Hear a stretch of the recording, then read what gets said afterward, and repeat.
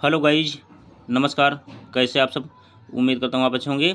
साथियों, इस वीडियो में हम कक्षा 12 हिस्ट्री यानी इतिहास के बारे में विस्तार से चर्चा करेंगे, क्योंकि यह नोट्स जो लोग यूपी बोर्ड में पढ़ाई कर रहे हैं और एग्ज़ाम देने जा रहे हैं उनके लिए बहुत महत्वपूर्ण है। और या आप किसी अन्य बोर्ड में के स्टूडेंट रहे तो वहाँ भी यह पूछा जाएगा। और जो हमारे भाई बहन किसी कंपटीशन एग्ज़ाम की तैयारी कर रहे हैं उनको भी इस नोट्स का अध्ययन करना बहुत आवश्यक है, क्योंकि इसमें से वहाँ पे MCQ क्वेश्चन बनेंगे, वो पूछा जाएगा। तो सभी लोग मिलकर इसको लास्ट तक देखिए। और प्लीज़ साथियों, जो लोग चैनल पर पहली बार जुड़े हों, चैनल को सब्सक्राइब करके बेल आइकन घंटी प्रेस कर लेंगे और इस वीडियो को ज़्यादा से ज़्यादा लाइक करें, दोस्तों में शेयर करें। तो क्या है, देख सकते हैं साथियों, नोट्स बनाने में बहुत टाइम लगा था, इसलिए लाइक कमेंट जरूर करिए। तो क्लास 12 हिस्ट्री चैप्टर 1 पाठ का नाम है ईंटें मनके तथा अस्थियाँ। ईंटें मनके तथा अस्थियाँ। तो अब क्या है, पहला हेडिंग है संस्कृत शब्द का अर्थ। पुरातत्वविद संस्कृत शब्द का प्रयोग पुरावस्तुओं के ऐसे समूह के लिए करते हैं जो एक विशिष्ट शैली के होते हैं और सामान्यतः एक साथ एक विशेष कालखंड तथा भौगोलिक क्षेत्र से संबंध में पाए जाते हैं। बहुत महत्वपूर्ण नोट्स है साथियों, इसको बनाने में बहुत टाइम लगा था। देख सकते हैं वही चीज़ इसमें रखा गया है जो आप सीधा दिमाग बैठ जाए और एग्जाम में आप करके अच्छे नंबर पा जाएं। अब देखिए, हड़प्पा सभ्यता, सिंधु घाटी सभ्यता। प्राचीन भारत की पहली सभ्यता हड़प्पा सभ्यता है। यह संस्कृत पहली बार हड़प्पा नामक स्थान पर खोजी गई थी, इसीलिए उसी के नाम पर इस संस्कृत का नाम रखा गया है। हड़प्पा पाकिस्तान के पंजाब प्रांत में मोंटगोमरी जिले की रावी नदी के बाएं तट पर स्थित है। फिर से देख लीजिए, पंजाब प्रांत में मोंटगोमरी जिले यानी बाएं तट पर स्थित है। लगभग 2600 और 1900 ईसा पूर्व के बीच इसका काल निर्धारण किया गया है। इस सभ्यता को सिंधु घाटी सभ्यता भी कहा जाता है। यहाँ तक आप स्क्रीनशॉट ले लीजिए साथियों। चलिए अब इसका हम नेक्स्ट कराते हैं। अब देखिए नेक्स्ट, देखिए अब क्या है, इस सभ्यता का विस्तार लगभग 12 लाख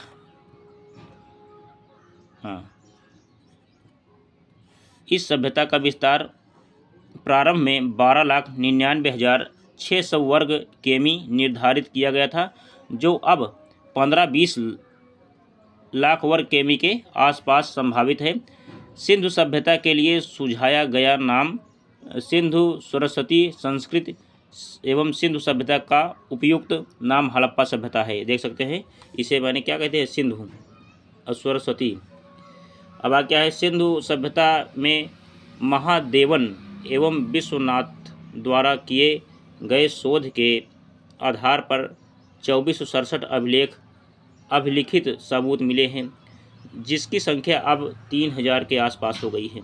अब आगे क्या है, हड़प्पा संस्कृत काल सिंधु घाटी सभ्यता। हड़प्पा संस्कृत काल सिंधु घाटी सभ्यता क्या है, 2600 से 1900 ईसा पूर्व।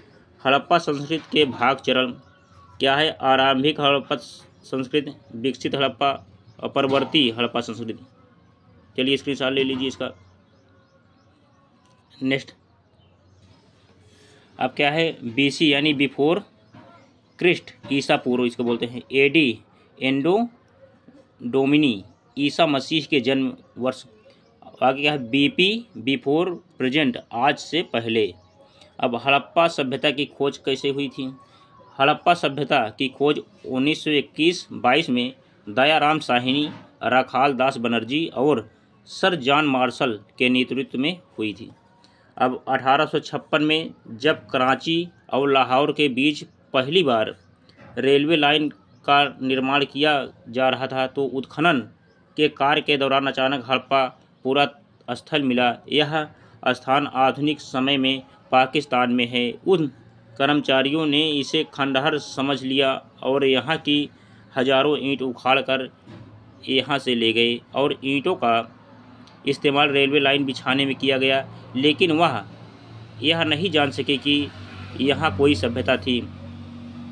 अब चलिए स्क्रीनशॉट ले लीजिए इसका।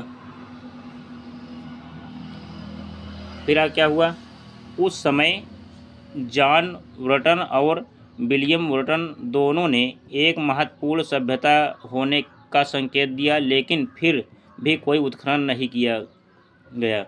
1920-21 में माधव स्वरूप वत्स व दयाराम साहनी के द्वारा पहली बार हड़प्पा का उत्खनन किया गया। 1922 में रखालदास बनर्जी ने मोहनजोदड़ो नामक स्थान का उत्खनन किया, जो पाकिस्तान के सिंध क्षेत्र में लरकाना जिले में सिंधु नदी के दाएं तट पर स्थित है। रखालदास बनर्जी इस टीले के ऊपर स्थित कुषाण युगीन बौद्ध स्तूप का उत्खनन कर रहे थे। अब आगे नोट्स देखिए, बहुत महत्वपूर्ण है। मोहनजोदड़ो का शाब्दिक अर्थ है मृतकों का टीला, यानी मुर्दों का टीला। अब प्रेतों का टीला, सिंधु का बाग, सिंधु का नकल स्थान, ये सभी है। अब आगे देखिए, इन दोनों उत्खनन के बाद सन 1924 में भारतीय पुरातात्विक सर्वेक्षण के डायरेक्टर जॉन मार्शल यानी जर्नल सर जॉन मार्शल ने पूरे विश्व के सामने एक नई सभ्यता की खोज। चलिए यहाँ तक स्क्रीनशॉट ले लीजिए साथियों। अब आगे क्या हुआ, खोज की घोषणा की। सर जॉन मार्शल ने लंदन की वीकली नामक पत्रिका में इसे सिंधु सभ्यता नाम दिया। और हड़प्पा सभ्यता को सिंधु घाटी सभ्यता क्यों कहा जाता है? इस सभ्यता को सिंधु घाटी सभ्यता इसलिए कहा जाता है क्योंकि यह सभ्यता सिंधु नदी के घाटी के आसपास फैली हुई थी। यह इलाका उपजाऊ था। हड़प्पा वासी यहाँ पर खेती किया करते थे। और सिंधु घाटी सभ्यता की लिपि, सिंधु सभ्यता की लिपि क्या थी? सिंधु सभ्यता को पढ़ने का प्रथम प्रयास 1925 में वेंडेल ने तथा नवीनतम प्रयास नटवर झा, घनपत सिंह, धन्या, राजा राम ने की थी। लेकिन अभी तक भी सिंधु लिपि को प्रमाणिक रूप से पढ़ा नहीं जा सका है, यानी पढ़ा नहीं जा सकता है। अब लिपि के सबसे ज़्यादा अक्षर मोहनजोदड़ो से तथा दूसरे नंबर पर हड़प्पा से मिले हैं। लिपि के सबसे बड़े अक्षर धोलावीरा में मिले हैं, जिन्हें नोटिस बोर्ड का प्रतीक माना गया है। ये कई बार एग्जाम पूछा गया, नोटिस बोर्ड का प्रतीक किसे माना गया है? तो धौलावीरा के अक्षर को। चलिए अभी यहाँ से स्क्रीनशॉट ले लीजिए। अब नेक्स्ट, सिंधु लिपि भाव चित्रात्मक है, अर्थात चित्रों के माध्यम से भावों को अभिव्यक्ति करना। सिंधु लिपि दोनों ओर से लिखी जाती है, इसलिए इसे ब्रुस्ट्रोफेदेन कहा जाता है, यानी कहा गया है।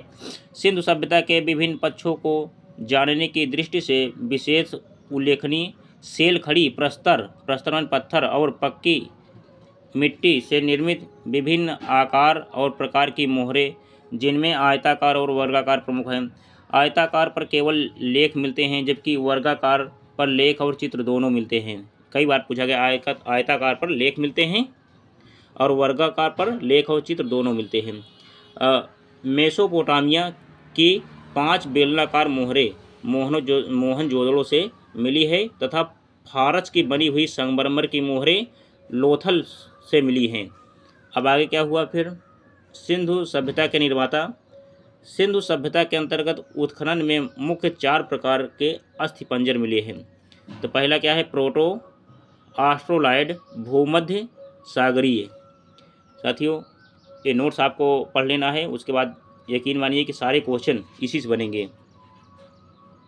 चलिए स्क्रीनशॉट लीजिए। अब आगे क्या हुआ, भूमसागरी। नंबर 3 क्या है, अल्पाइन। Number 4 Mongolian. इसके आधार पर यह संभावना स्वीकार की गई है इसके निर्माण में मिश्रित प्रजातियों के लोगों का स्थान था। वैसे तो इनका संस्थापक द्रविड़ा को माना गया है, जो बाद में दक्षिण भारत में पलायन कर गए। सिंधु सभ्यता की प्रमुख विशेषता क्या है, यह कांस्य युगीन सभ्यता थी। कांस्य युगीन सभ्यता थी। भारतीय, कई बार पूछा गया है कि इस कांस्य युगीन सभ्यता कैसी सभ्यता, सिंधु सभ्यता। यह सिंधु सभ्यता में कौन सी युगीन थी, तो कांस्य युगीन। भारतीय इतिहास में प्रथम नगरीय क्रांति का प्रतीक, जिसकी पुष्टि उत्खनन से प्राप्त कई महत्वपूर्ण नगरों के अवशेषों से होती है। व्यापार व वाणिज्य गतिविधियों में महत्व। अब आगे क्या है, जीवन के प्रति शांतिवादी दृष्टिकोण उत्खनन में न तो हथियार औजार न ही रक्षात्मक हथियार जैसे ढाल कवच आदि। क्या लिए अब नेक्स्ट इसका स्क्रीनशॉट ले लीजिए। अब आगे क्या है, जीवन के प्रति समष्टिवादी दृष्टिकोण, इसकी पुष्टि मोहनजोदड़ो के विशाल स्नानागार, धौलावीरा एवं जूनीकरण से प्राप्त स्टेडियम, जूनीकरण एवं मोहनजोदड़ो से प्राप्त सभा भवन। असंधवासी लोग लोहे से परिचित नहीं थे। उल्लेखनीय है कि लोहे का प्राचीनतम साक्ष्य सबूत उत्तर प्रदेश के एटा जिला अतरंजी खेड़ा से मिला है। यानी लोहे के जो साक्ष्य मिला है अतरंजी खेड़ा एटा जिला में उत्तर प्रदेश अतरंजी खेड़ा से मिला है, जिसका समय 1050 ईसा पूर्व के आसपास स्वीकार किया गया है। अब सिंधुवासी लोग पीतल से भी परिचित नहीं थे, पीतल से परिचित नहीं थे सिंधुवासी लोग पीतल से परिचित नहीं थे। हड़प्पा सभ्यता की जानकारी के प्रमुख स्रोत क्या है, आवास, मृदभांड, आभूषण, औजार, मोहरे, इमारतें और खुदाई से मिले सिक्के। चलिए स्क्रीनशॉट ले लीजिए इसका साथियों। नेक्स्ट देखिए, अब हड़प्पा सभ्यता के प्रमुख स्थल कौन कौन हैं। हड़प्पा सभ्यता के प्रमुख स्थल वर्तमान में पाकिस्तान में हैं और बाकी स्थल भारत में हैं। अब आगे क्या है, कहाँ कहाँ पे हैं, देखिए नागेश्वर गुजरात में है, बालाकोट पाकिस्तान में है, चनहुतड़ो पाकिस्तान में, कोट दीजी पाकिस्तान, धौलावीरा गुजरात, लोथल गुजरात, कालीबंगन राजस्थान, बनावली हरियाणा, राखीगढ़ी हरियाणा, यानी हरियाणा में 2 स्थान है। अब आगे क्या है, हड़प्पा सभ्यता में नगर नियोजन तथा वास्तुकला कैसी थी, तो नंबर 1 नगर नियोजन, नंबर 2 भवन निर्माण, नंबर 3 सार्वजनिक भवन। चलिए यहाँ तक स्क्रीनशॉट ले लीजिए इसका। अब नेक्स्ट, अब हड़प्पा सभ्यता में नगर नियोजन तथा वास्तुकला क्या थी। पहला है नगर नियोजन, नंबर 2 भवन निर्माण, नंबर 3 सार्वजनिक भवन, नंबर 4 विशाल स्नान घर, अन्न भंडार, 6 जल निकासी। अब आगे देखिए, हड़प्पा सभ्यता की नगर योजन बस्तियां। हड़प्पा सभ्यता की बस्तियां 2 भागों में विभाजित थी। पहला क्या है, दुर्ग, एक कच्ची ईंटों की चबूतरे पर बनी होती थी, दुर्ग की दीवारों से घेरा गया था। अब आगे क्या है, दुर्ग पर बनी संरचनाओं का प्रयोग संभवतः विशिष्ट सार्वजनिक प्रयोग के लिए किया जाता था। नंबर 2 निचला शहर। निचला शहर क्या है, चलिए स्क्रीनशॉट ले लीजिए इसका। नेक्स्ट, निचला शहर आवासीय भवनों के उदाहरण प्रस्तुत करता है। निचला शहर भी दीवार से घेरा गया था। इसके अतिरिक्त कई भवनों को ऊंचे चबूतरों पर बनाया गया था जो नींव का कार्य करते थे। अब क्या है, हड़प्पा सभ्यता की सड़कों और गलियों की विशेषताएं क्या थी। समकोण पर एक दूसरे को काटती हुई सीधी सड़कें, जिसके कारण पूरा नगर क्षेत्र विभिन्न आयताकार एवं खंडों में विभक्त हो गया है, जिसे जाल पद्धति, ऑक्सफोर्ड पद्धति, चेस बोर्ड पद्धति कहते हैं। सड़कों का निर्माण मिट्टी से किया जाता था। चलिए स्क्रीनशॉट ले लीजिए, बहुत महत्वपूर्ण साथी हो वाला टॉपिक। अब नेक्स्ट क्या है, बनावली नोट। बनावली में सड़कों पर गाड़ी के पहियों के निशान मिले हैं एवं सड़क को पक्की करने के प्रयास के भी साक्ष्य कालीबंगा से मिले हैं। अब क्या है, सड़क के किनारे पानी निकासी के लिए नालियाँ बनी होती थी। नालियों को ढकने का व्यवस्था है टाइप होने में थोड़ा सा हो गया, व्यवस्था होती थी। नालियों को फर्श से ढका जाता था। नालियों में थोड़ी दूर पर शोषक कूप होता या जिनमें गंदगी रुकती थी। पक्की ईंटों का प्रयोग बहुत अधिक मात्रा में किया जाता था। अब आगे क्या है, हड़प्पा सभ्यता में भवन निर्माण। हड़प्पा सभ्यता में मकानों की योजना आंगन पर आधारित थी, जिसमें शौचालय, स्नानागार, रसोई घर, शयन कक्ष आदि के अतिरिक्त अन्य कमरे भी मिले हैं। अब आगे क्या हुआ था? मजबूती के लिए नींव निर्माण की जाती थी। सड़कों के किनारे मकान बने थे, जिनसे सुविधा, हवा, सफाई, प्रकाश की पूर्ण व्यवस्था होती थी। ये थोड़ा टाइप होने में हो गया साथियों, निर्माण है, निर्माण है, थोड़ा टाइप होने में हो गया था, निर्माण। तो अब चलिए स्क्रीनशॉट ले लीजिए। अब आगे क्या हुआ? मकान ज़मीन से ऊंचाई पर बनाए जाते थे। मकानों के दरवाजे सड़कों की ओर खुलते रहते थे। मकानों के प्रवेश द्वार मुख्य मार्ग की अपेक्षा गली की ओर खुले थे, जिसके कारण बाहरी हलचल, शोरगुल एवं प्रदूषण से सुरक्षित रहा होगा यानी रहेगा। अब सड़कों के किनारे पानी की निकासी के लिए नालियां बनी होती थी। नालियों को ढकने की व्यवस्था होती थी। नालियों को फर्श से ढका जाता था। नालियों में थोड़ी थोड़ी दूर पर शोषक कूप लगे रहते थे, जिनमें गंदगी रुकी रहती थी। पक्की ईंटों का प्रयोग बहुत अधिक मात्रा में किया जाता था। हड़प्पा सभ्यता में सार्वजनिक भवन क्या थे? सिंधु घाटी सभ्यता को 2 भागों में विभाजित किया गया है, जिसके ऊपरी हिस्से में सार्वजनिक भवन व निचले हिस्से में व्यक्तिगत आवास बने हुए थे। अब आगे क्या है? उत्खनन में सार्वजनिक व राजकीय भवनों के अवशेष मिले हैं। एक अवशेष मोहनजोदड़ो से मिला है, जो 70 मीटर लंबा और 24 मीटर चौड़ा है। यह इस मार्ग उस काल की संपन्नता का परिचयक है। यहाँ चलिए यहाँ तक स्क्रीनशॉट ले लीजिए। यहाँ उस काल की संपन्नता का परिचय है। यहाँ पर ही 71 मीटर लंबा व इतना ही चौड़ा एक वर्गाकार कक्ष का अवशेष प्राप्त हुआ है, जिसमें 20 स्तंभ हैं। एक अनुमान के अनुसार इस भवन का उपयोग आपसी विचार विमर्श, धार्मिक आयोजन, सामाजिक आयोजन के लिए किया जाता होगा। अब आगे क्या है? हड़प्पा सभ्यता में क्या है? विशाल स्नानागार। हड़प्पा सभ्यता में विशाल स्नानागार का जलाशय किले में स्थित था। 11.88 मीटर लंबा, 7.01 मीटर चौड़ा, 2.43 मीटर गहरा। इसके तल पर सीढ़ियाँ बनी हुई हैं। यह सीढ़ियाँ पक्की ईंटों से बनाई गई हैं। फिर से देख लीजिए। 11.88 मीटर लंबा, 7.01 मीटर चौड़ा, 2.43 मीटर गहरा है।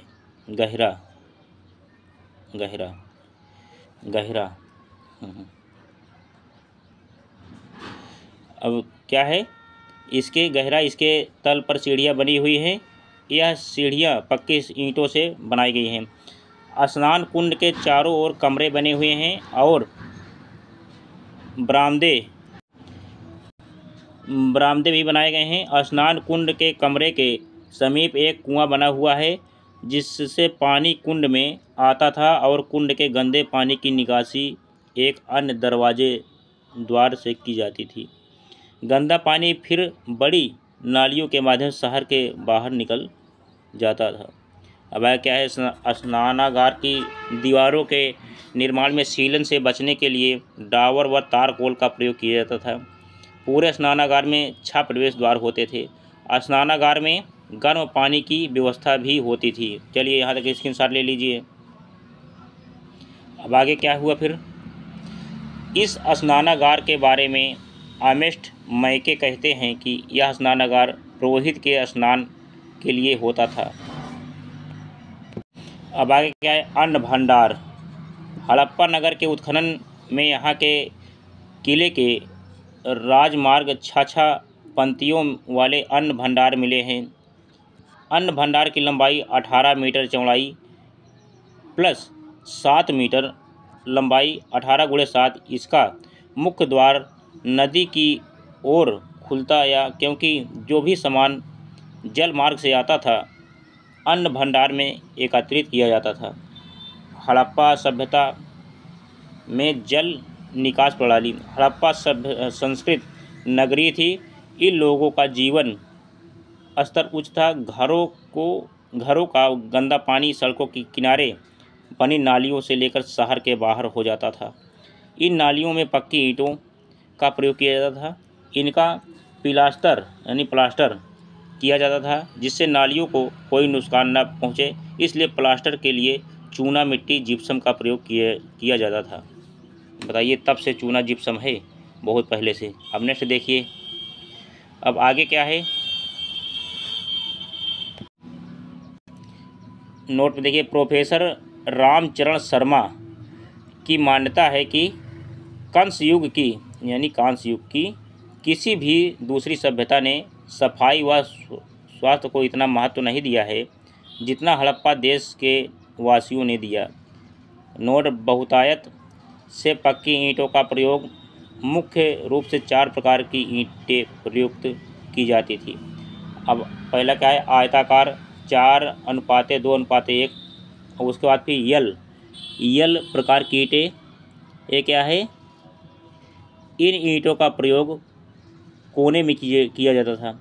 नंबर 3, नोकदार ईंटें। इनका प्रयोग कुओं में किया जाता था। उसके बाद टी प्रकार की ईंटों। इनका प्रयोग सीढ़ियों में किया जाता था, यानी जैसा जहाँ कार्य होता था, जैसे जहाँ फिट होता था ईंट, वहाँ पर लगा दिया जाता था। अब आगे क्या है, अलंकृत ईंटों से निर्मित फर्श कालीबंगा में मिला है। अब आगे क्या हुआ, फिर कालीबंगा मिला। चलिए अब नेक्स्ट क्या देखिए। अब आगे क्या हुआ साथियों, ईंटों पर बिल्ली का पीछा करते हुए कुत्ते के पंजे का निशान मिला है। यह चनहुदड़ो सभ्यता से मिला है। तो साथियों, ये सिंधु घाटी सभ्यता का पहला पार्ट जो मैंने विस्तार से पूरा करा दिया हूँ। आप इसका अध्ययन कर लेंगे और इस वीडियो पर ज़्यादा से ज़्यादा साथियों प्यार दें, लाइक करें, कमेंट करें और दोस्तों में शेयर भी करें। और इसके हम जो है क्वेश्चन आंसर जल्द हम लाएंगे, यानी क्वेश्चन आंसर इसी का है, जो पढ़ा दिया है इसी का जो है रहेगा। तो आप उसका भी अध्ययन कर लेंगे तो यकीन मानिए एग्जाम में जो है इससे बाहर आपके क्वेश्चन नहीं आएंगे और आप अच्छे से लिखेंगे और आपके नंबर अच्छे आएँ। ऐसी आशा उम्मीद विश्वास के साथ चलिए मैं अपनी वाणी को विराम देता हूँ। यह नोट्स पूरा हुआ। अब जय हिंद, जय भारत, वंदे मातरम।